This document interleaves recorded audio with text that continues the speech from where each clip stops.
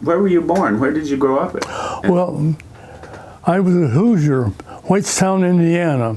I was born in 28. That's when the Depression really hit. And my dad, who worked in the Zionsville laboratories, was told that he had a choice. He was either going to be unemployed or he'd need to move to another location. He said, there's an opening in Sioux City, Iowa. And he said, I'll take it. Okay. So I was 2 years old, and I still have some memories of that. We ended up living in a farmhouse on the east side of Sioux City. There was a white frame schoolhouse on that road, and my older sisters went to school there when they weren't even old enough to go. But I just remember how we got involved in the life of the country. That's about it. Was it a one-room schoolhouse? Oh, yeah. Oh. Wooden desks. Yeah, I don't know how many grades they had in it, but it was probably half a dozen, with a couple, 3 kids in each grade. Did you go to school there then? No. No. They had a chance to rent a house in Morningside, and right across the street from Westminster Presbyterian Church. Do you remember your high school years at all, or anything? Oh, high school, oh yes. Drama class. And every year when they graduated the 9th grade class into high school, the 9th grade put on a drama for the neighborhood, the parents, in the lead part of Penrod. And there's the high school coach's son also was selected. So we did it 2 nights. He did it one night, I did another night. Well, the night before I was due mine, went to the barber. And I saw all these GIs with their short haircuts, and I got my hair cut. Drama coach was furious. Said, you're out of character now. You shouldn't have done that. So they debated on whether they're going to let me do it or let the other kid who did it on Friday night do it. But they decided, since I'd done all this work memorizing lines, they'd let me do it. So that's a vivid memory. And So you were kind of a rebel way back then. Oh, I must have been. The worst thing I did was, actually, I wasn't very tall, but I was very accurate shooting baskets. And the coaches wanted me to go out for basketball. But I somehow felt like I ought to be in debate. I like to talk. So I did. I got in debate. And we had some excellent debaters, especially the girls were good. They were talkative. Well, I got a haircut one day. And I asked for some of the stuff you put on here. Something, it wasn't oil, but it was wax. Something, yeah, butch wax. And I was leaning back, just kind of resting, listening to these girls do their sample debating very good. And I don't know what possessed me, but I decided to squeeze the bottle. And this girl had bare legs, and I got her legs. She let out a scream. Ah! And the debate coach was shocked too, you know. And it was a young woman coach. Oh, geez. So anyway, I was in big trouble. I was scheduled to get on the honor roll that year. And they said, you're off. Oh, no. So I was punished. Oh, my. Oh my goodness. And I deserved it, but she was always a friend of mine, and she actually asked me for some dates. So She asked you. yeah, oh, they had those at the time. They had dances where the girls were sponsors and others where men were and boys were. Anyway, I graduated from East High School, and that was just across the street from Morningside College. So then I went to Morningside. Okay. That was very convenient for me. What did you take in Morningside? Pre-theological. I had that church right across the street from me. I became very interested in religion. Was your family a church-going, regular church-going kind of family, or? Yes, not as much as I was, but yeah, that was their church too. We all went to the little old frame Presbyterian church, which might still be there. I don't know. But you took an interest in it. I did. Mm-hmm. We eventually moved to McCook, South Dakota. Did you ever hear of that? The pastor there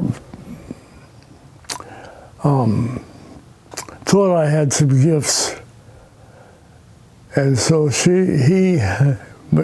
name is Whitney, Kenneth Whitney, and he had me help him with worship services. He said, "You can do the liturgy, and I'll do the preaching." So I started that way. Then eventually said, "You do the preaching, I'll do the liturgy."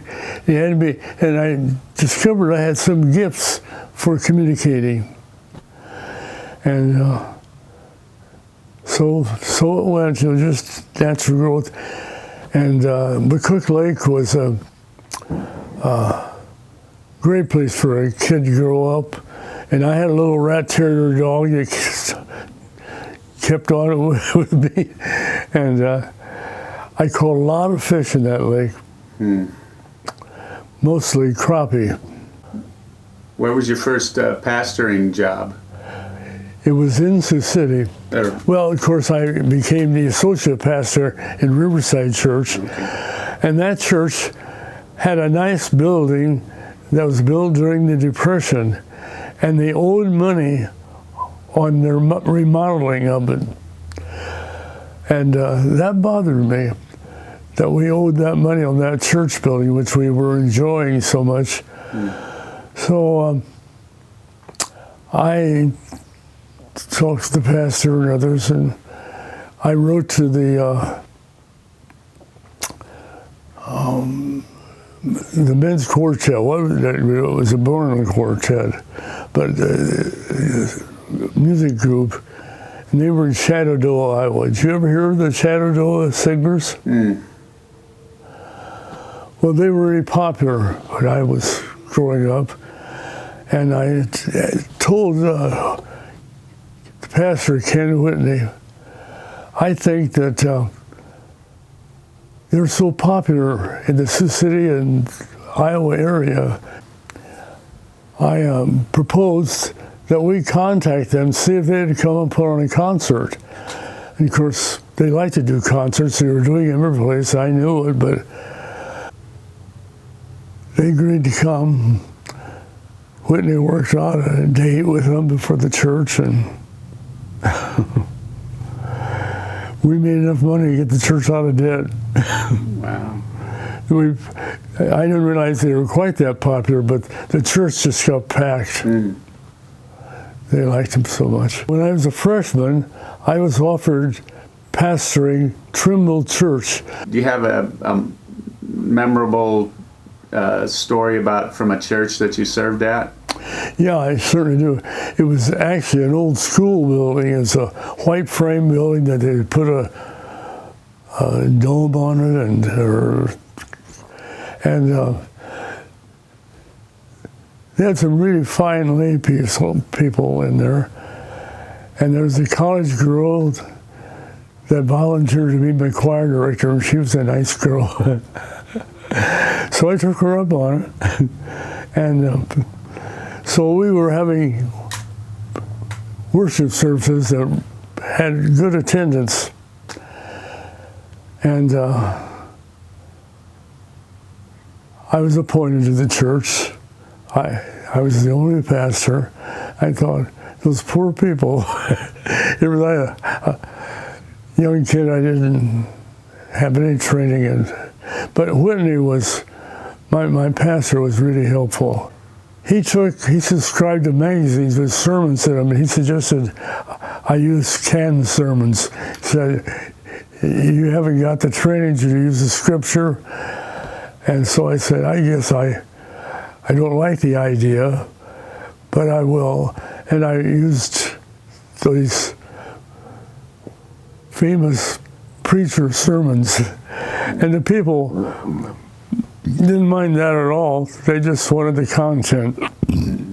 Well, anyway, I had an awful lot of experiences preparing sermons, delivering sermons, having a youth group. I'd have them out to the lake. I nearly lost a kid who was at our house and swimming, and he nearly drowned. That was scary. Were you involved in the rescue? Well, I wasn't good at swimmer and rescue, except I got the boat out to him. Yeah. Yeah. When did you start doing your own words in service? Or can you remember a sermon that went over well or didn't go over well? Well,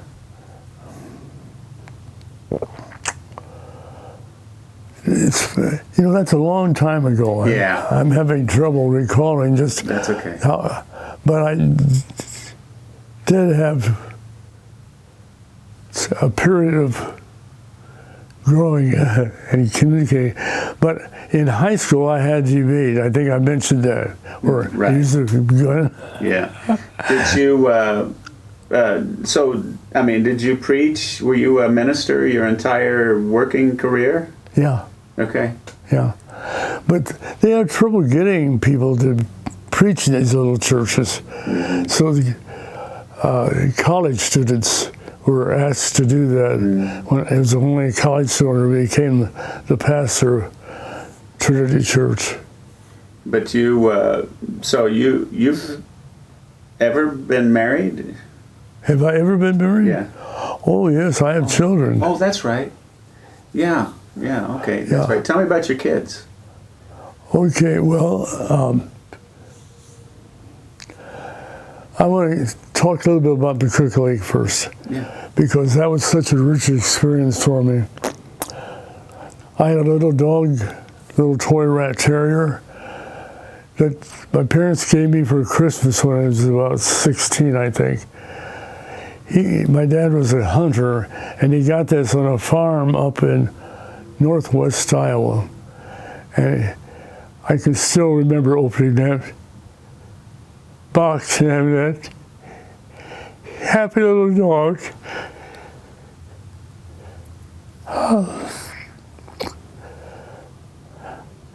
She never got very big. We called her Tiny. And she slept with me on the front porch always. Well,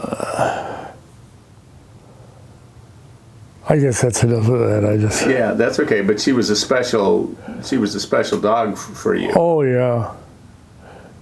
Yeah, she was. So tell me, Chet, when social justice issues kind of came to light in your life? Oh, good question. Yeah. When I was in high school, and in debate, I became aware of some of these issues. But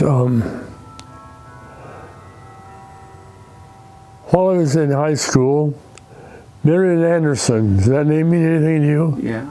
Great alto black voice. She offered to come to the city to give a concert. And there wasn't a hotel or motel that would allow her to have a room. That's when I got socially conscious.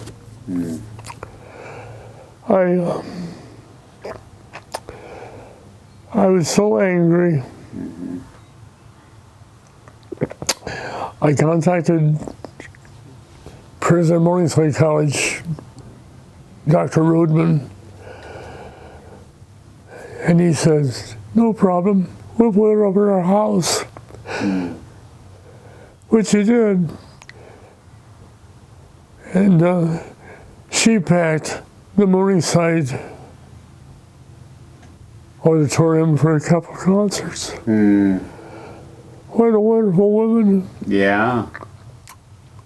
Then I was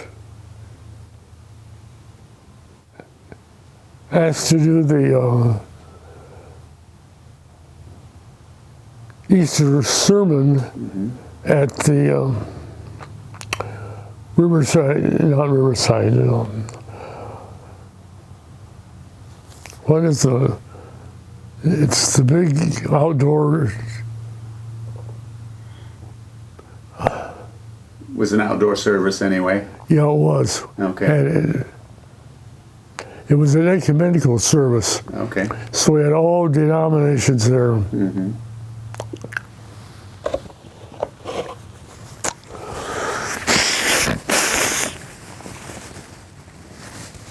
I suppose let you know I was going to do that, didn't I? No, you're fine.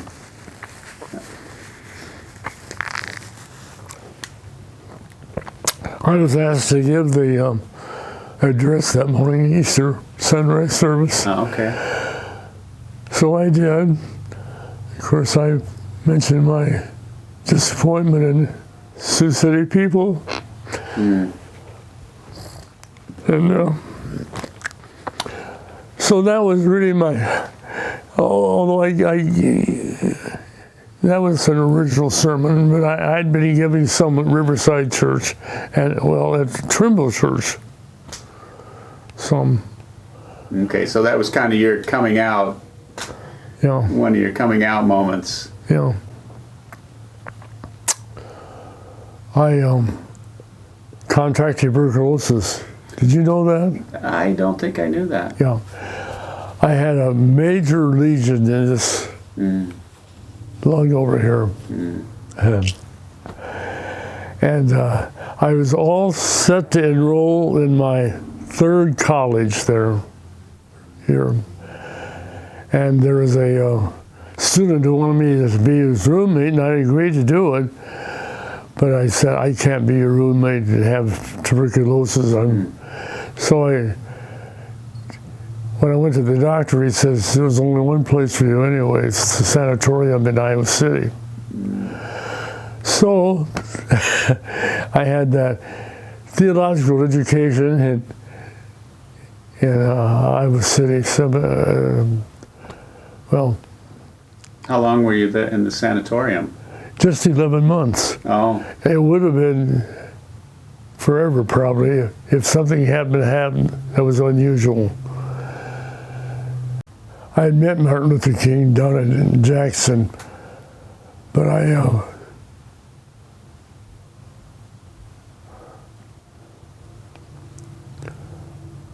learned that he was going to be doing a workshop in Chicago on race relations in a big city.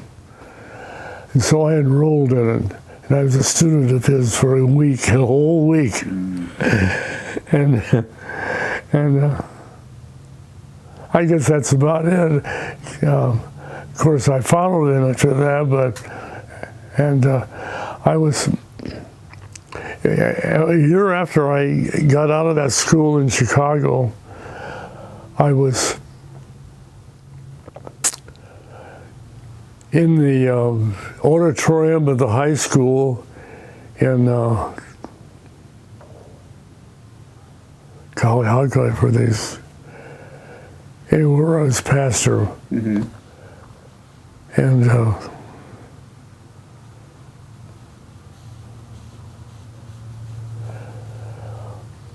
They were doing their senior class play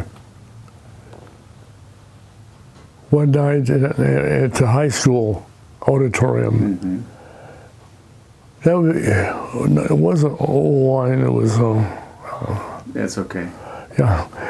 And I went to the play because I knew the kids in the cast. And I was sitting there waiting for the play to start, and I got tapped on the shoulder. And usher told me, come follow him. I did. He told me, we just got news that Martin Luther King was shot. So that started a whole new series for me. Mm. I'd like to hear that story that you told about you and Bill Basinger when you went to... Oh, yeah. Okay. Well, that comes along quite a bit later. That's okay. We may jump around a little bit, but I love that story. Yeah, well, Bill and I were with a group demonstrating at the Air Force Base in Omaha. And they were arresting people, and we were just sitting there doing our thing, you know. And they came and said, follow us. So we did. You don't want to trouble officials.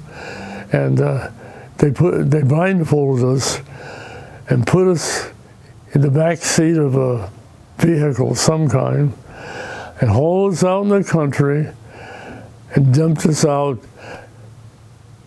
said, have good luck. Bill had a foot problem that it's hard for him to walk. I felt sorry for him. I could walk easy enough, but I wasn't in a good mood about doing it. So Eloise went out hunting for us, and she found us in the country wandering around. Anyway, that's pretty much the story, and she took it. Eloise saved you. Yeah, she did. Did she save you more than once? Well, in different circumstances, yes. She still saves me.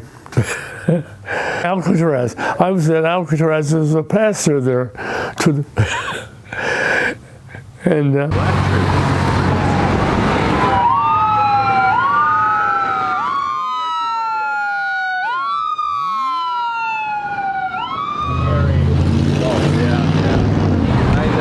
outside a while.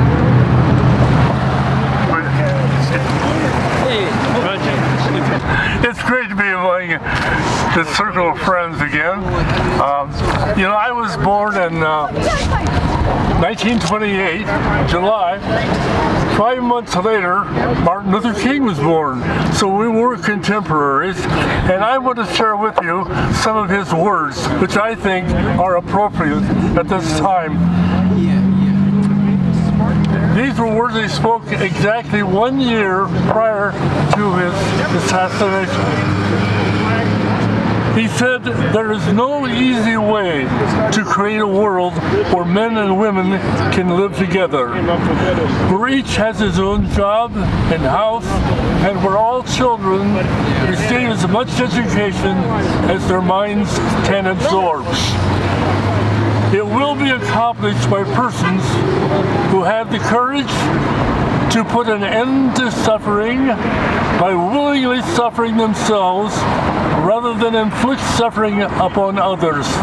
It will be done by rejecting the racism, materialism, and violence that has characterized Western civilization, and especially by working toward a world of brotherhood, cooperation, and peace. I say we must enter the struggle, but I wish to go on to say something even more disturbing. True compassion is more than flinging a coin to a beggar. A true revolution of values will soon look uneasily on the glaring contrast of poverty and wealth. With righteous indignation, it will look across the seas and see individual capitalists of the West investing huge sums of money in Asia, Africa, and South America, only to take the profits out with no concern for the social betterment of the countries and say, this is not just. It will look at our alliance with the landed gentry of Latin America and say, this is not just. The Western arrogance of feeling that everything to teach others and nothing to learn from them is not just. A nation that continues year after year to spend more money on military defense than on programs of social uplift is approaching spiritual death. And you folks have been in the fire station, and you see, if you look to the west, you'll see a quote by Dwight Eisenhower. Every gun that is made, every warship launched, every rocket fired, signifying in the final sense a theft from those who hunger and then are fed, those who are cold and then are clothed. Two things that we need to listen to carefully. Thank you. Thank you.